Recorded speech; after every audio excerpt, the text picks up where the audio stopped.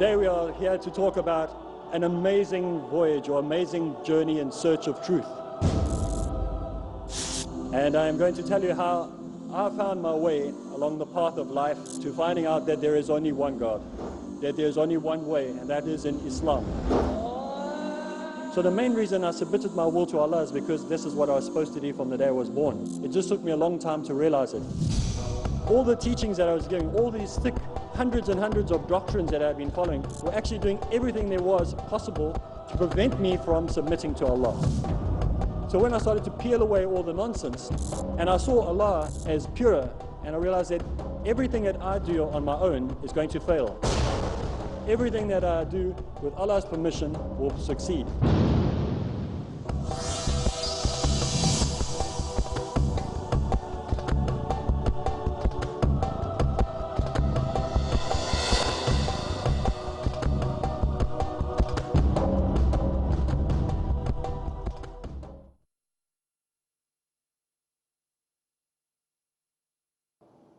As soon as I finished school, I decided I wanted to study theology. I wanted to study everything there is to know about the Bible and God. And so I started doing courses. I started studying at different institutions. At Durban Bible College and many other colleges, I did correspondence courses, intern classes. I did everything you could imagine to study as much as possible. And for 12 years, that's what I did. I studied most of the time. That's all I did was study. And I studied the Bible backwards and forwards, and I studied in different places in the States and Denmark and many other places. I studied as much as I could. And I thought I knew it all. I thought I had it all. This is now exactly what I had. I knew everything there was to know about Christianity. There's no one who was going to stop me. If I saw a Hindu, I'd go up to him. I was convinced that I could convert him to Christianity within a few minutes. When I walked up to a Buddhist, I knew within a few minutes I could convert him to Christianity. If I walked up to a Satanist, I knew that I could convince him to become a Christian. That's what I had. But there was one group of people that I had a major problem with. And that were these people that I used to call ninjas back then. They used to have these funny outfits that they used to wear, and the woman used to, all you could see was their eyes, and I thought, these guys are oppressed. They know nothing about anything. They live in fear and terror the whole time. If I could just get through to these guys. And so I started to study a little bit about the religion. So the best person, the most knowledgeable person I knew was a man by the name of Gilchrist. And I spoke to him and I said to him, tell me about Muslims. And he said, well, first of all, they don't eat eggs. I thought, oh, okay, I must remember that one. They don't eat eggs. It's probably got to do with Easter or something, because Easter eggs, they don't eat eggs, so that's probably why. So I thought, okay, fine, they don't eat eggs. Second, anything he told me about me, he said, the women are oppressed and they have no rights. So okay, fine, I got that. And he went through all these things that were all rubbish, all nonsense. I later found out that 99% of what he told me was nonsense. It was just propaganda. And it was a way for people to say, oh no, these people are so terrible. And started trying to talk to Muslims about Christianity, and I had no success. And eventually one day I was invited to do a debate against the late Ahmed Deedat with a group of other Christians. And we sat on the platform, and I wasn't the main speaker, I was an assistant. And I sat there, a young man then, and we started, the debate started, and Ahmed Deedat would say something about the Trinity, and the Christians would try and just wipe over it and say, well, you see, water has three substances. It can be water, it can be steam, it can be ice, and so God is like water. And I thought, well, when they said that, I thought to myself, but in the water there are millions and millions of little particles. So there are millions of little gods inside of each of those things. So I thought, okay, well, that didn't work for me, so I don't think it's going to work for any of the Muslims that are listening to it either. But what Ahmed Deedat made me do, he made me think. And I started questioning things, but I wasn't interested in becoming a Muslim. All it did was make me realize that Christianity has problems. So I thought, well, if I can maybe correct those problems, then maybe I can just stay a Christian, it'll be fine. And so what I did is I started to remove certain doctrines. For example, I no longer believed in the Trinity. I realized, yes, they're probably right, there is no such thing as a Trinity. But then I kept the other things that I wanted, my little pet things that I wanted to keep. And so slowly but surely, as I started getting involved in the church, and I was a youth pastor, I was an interdenominational priest, I worked for many different missionary organizations, did outreach work in different parts of the country, I started to realize that I was starting to doubt my faith. Now, doubt is the greatest disease in the world. There's no cure for doubt. Did you know that? There's no cure for doubt. If you have problems with lust, if you have problems with anger, if you have problems with hate, if you have problems with stealing, if you have problems with lying, they can be cured. You can change. But doubt, once it creeps in, it's like a cancerous growth. It will move all throughout your body and it will destroy you. And so doubt started to creep in. My doubt started to creep in about Christianity.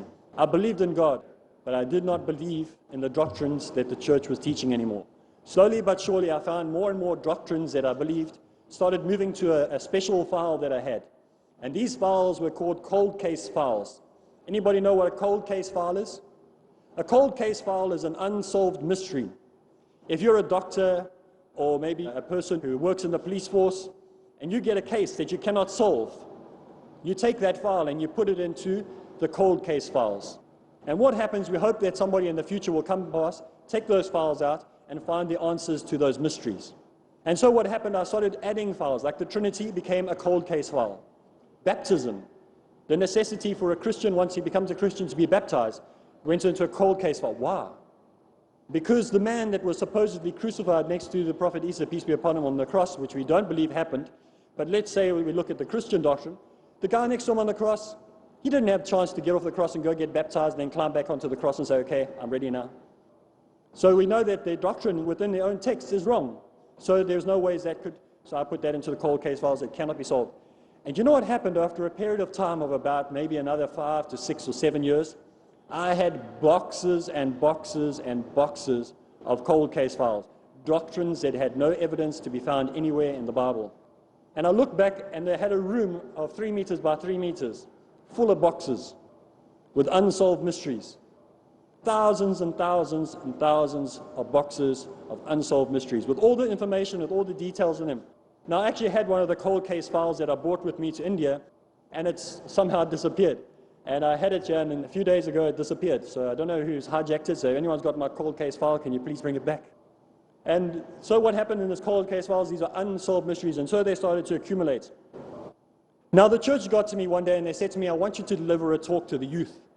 And I want you to talk to the youth about dating, about male-female relations.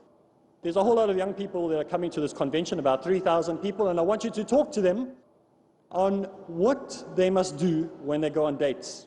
Are they allowed to hold little fingers? Are they allowed to hold hands? Are they allowed to hug? Are they allowed to kiss?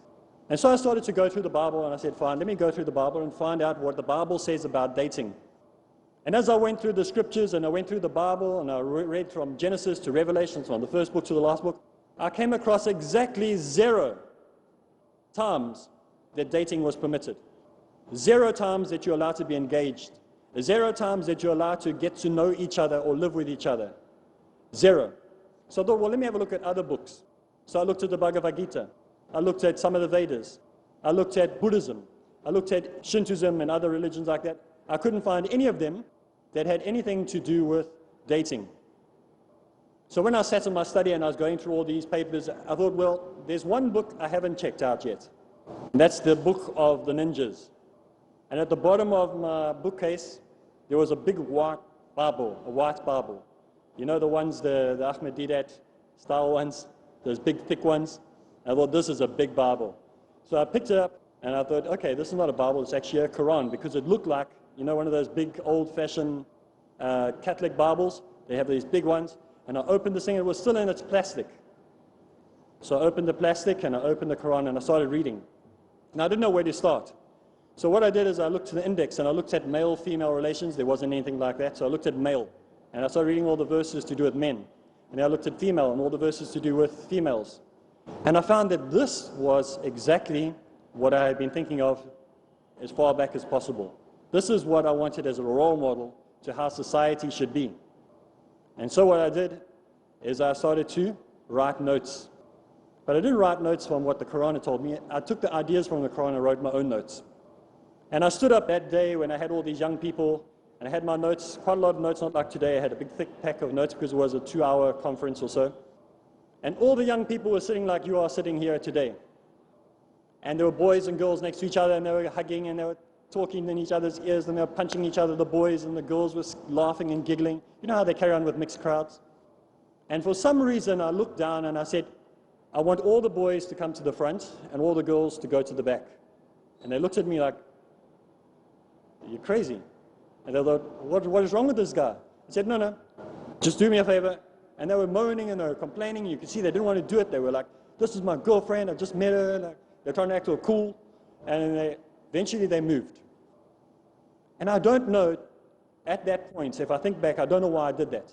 I have no clue. There was nothing in my mind that said, I'm going to do this to try and prove a point. It just was something natural that took place. And when I separated them, I realized how many times I'd stood in the church and I'd preached from the same, like I'm preaching now. And I'd look down, and in the front row were all the young girls. And they had their Bibles on their lap, or they had their Bible on the floor, or they had their Bible next to them, no respect for it. And I would look at them, and I would be trying to think of my sermon, but always thinking about it as those half-naked girls in the front. And I realized that's why the Muslims do it. That's why they do it, to keep yourself pure. It's almost a selfish deed, because you don't want to defile yourself. And so what you do is we have a separation to prevent us from committing something that would be seen as a sin. And so I realized that day to separate them. And they weren't happy with this. And the boys sat there and the girls sat there, and I started opening my mouth. And as I opened my mouth to talk, the first words out of my mouth were probably, many people have said I was possessed by a devil. The Christians say I was possessed by a devil. The other people say this was Allah opening up a veil for you, allowing you to see. And the first words out of my mouth after separating was, Christianity has nothing to offer Islam, and Islam has everything to offer Christianity. Whoa, I couldn't believe I just said that. And so I tried to backtrack. I tried to say, what I mean to say by that is, if you go to Mecca today and you hear the call to prayer, when the call to prayer comes, people leave everything and they go. I thought, oh, I'm getting worse. It's making it worse. I'm trying to tell people how to deal with situations. I'm actually making it worse. I'm telling people more about how good Islam is. And so it kept going. It just kept flowing. I kept comparing one thing to the other, how we respect our elders, how we submit ourselves in prayer 5 times a day. Want to make sure that we clean and we present ourselves good and clean to other human beings, that we live as a good example. And I tried to compare that to Christianity, and I found that was lacking in almost every area. Then I thought, okay, I'm losing this battle here. I'm going to be in big trouble at the end of this. Let me try this. I said, well, let's consider the prophet Jesus. So I didn't say the prophet Jesus then. I said, look at the model of Jesus Christ. What did he look like? Did he have a pair of baggies on and a t-shirt and a hang ten cap on? Or what did he look like? And they said, well, he had a beard. And I said, what else? And he said, he wore robes. And I said, what else? They said, he prayed a lot. What else? He was always clean. What else? And so what I found out is, the more I asked, the more I realized that Muslims emulate the Prophet Isa, peace be upon him, way more than Christians ever did.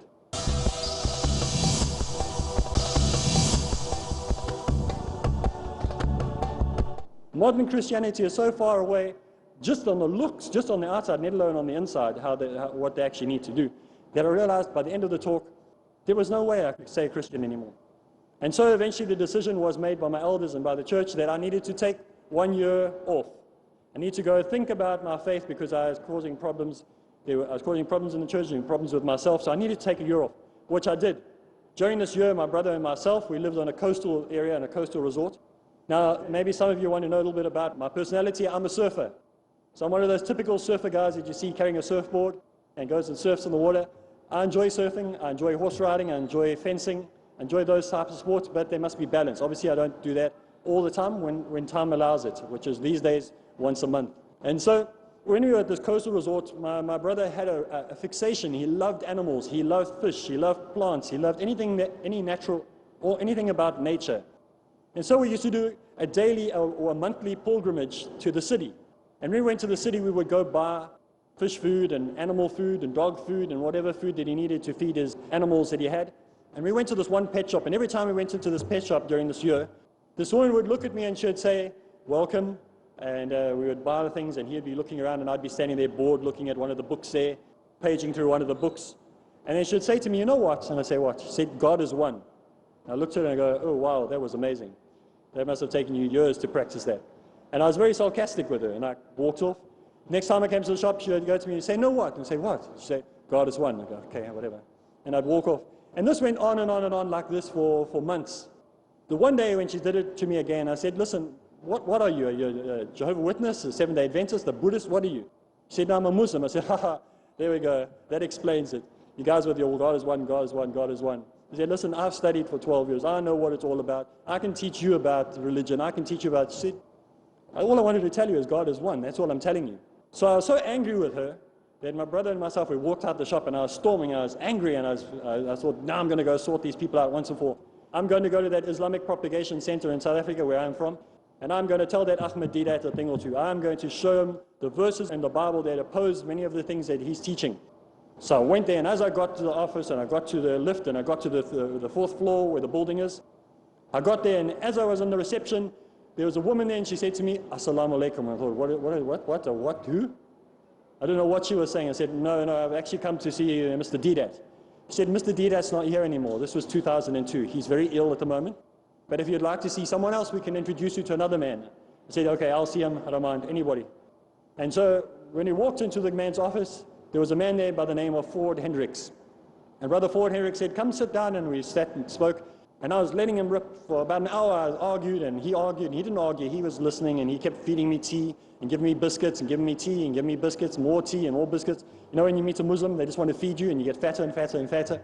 I thought, wow, I'm going to come back to this place again just for the biscuits and the tea. And so this man just kept doing dawah, and he just kept telling me. And he got to a point in the talk where he just kept arguing. Next minute, I looked for my brother, and he had disappeared. So I thought, okay, he's gone to the bathroom again because they're giving us so much tea and so many biscuits. But 10, 15, 20, 30 minutes went by, and he still hadn't come back. I thought, uh-oh, this is the Muslim place, and it's the fourth floor. They probably thrown him out the window. And so I went to look for him, and I couldn't find him anywhere. And I went through one of the rooms, and I said, listen, have you seen my brother? And they said, yeah, he's over here. And he came walking down the corridor with a big smile on his face. I thought, uh-oh. And he said, guess what? I said, what? He said, I've become a Muslim. I thought, oh, no. As soon as we get out of here, I'm going to detox you. I'm going to get all that nonsense out of your head. These guys have brainwashed you. I should never have brought you along. And so I went back into the office where Ford Hendricks was, and I said, you guys have got no right. This man's a young man. How can you brainwash him, blah, blah, blah. And he said, no, let me explain what happened. He said, when we die, there are 7 different heavens, different rewards for different... I said, what? And he said, when you die, there are 7 heavens, different... I said, no, go back to the 7 heavens part again. He said, there are 7 heavens. You can't all go to the same place. Some people have just taken the kalima, have just taken the shahada, and those people who have lived their whole life, there has to be different rewards, just like there would be in a normal system. I said, wow, I've never heard that before. You see, and I told him about my dream that I had when I was 7 years old, 8 years old. And I said to him, these guys were chanting this thing, and he said, what did it sound like? So I said, la, la, la, la, la. He said, oh, la ilaha illallah Muhammadur Rasulullah. I said, yes, what language is that? And he said, it's Arabic. No. And that was convincing. I didn't want a sign, or I didn't want wonders, but that was enough to convince me that there's a further investigation that needs to take place in this religion. And so what happened, I made a declaration to investigate. And as we started talking, he said to me, before you leave here today, what do you think will happen if you die in the state that you are now? Your brother is going to go to paradise. All his sins are removed. Everything that he has done in the past have gone. He starts with a brand new page, a clear page, nothing on it. And I said to him, well, I need to think about these things. And he said, think about them, but you don't have to be perfect to be a Muslim. All you need to do is take that step. You need to believe in your mind, you need to believe in your heart, you need to believe by the actions you do, you need to believe by the practices, you need to believe that there is no other God but God. And I said, oh no, you guys again, this woman, and I told about this woman in the pet shop who told me for a year there's only one God. And he said, yes, there is only one God. So I said, I do believe that. I don't believe in the Trinity because I realized from when a young age that is ridiculous, that it doesn't found in. And I told him about my cold case files. And he said, isn't that enough evidence? What more do you need? What other evidence do you need? The doctrines that you believed in the doctrines of the church over the Bible. And then I realized that, you know, when I taught from the Bible, the only thing I was prepared to teach from was the red letter Bible. The red letter Bible is all the teachings of the Prophet Isa, peace be upon him, are written in red. And all the teachings of the Prophet Isa, peace be upon him, will fill up 2 foolscap pages. That's it. All the teachings. All the rest are somebody else's teachings. And so that's all I was able to teach from when I was a Christian. And when he made me understand, and I saw, yes, here's a doctrine that I've been following that had nothing to do with the Bible. These were doctrines of the church. And so I said to him, okay, I will accept Islam on one condition. And he said, what is that? I said, as long as you teach me and you do not lie to me, you do not deceive me, you do not hold anything back from me, and you give it to me straightforward. I don't care how hard it is, I don't care how tough it is, as long as you are honest with me and you tell me straightforward what is required.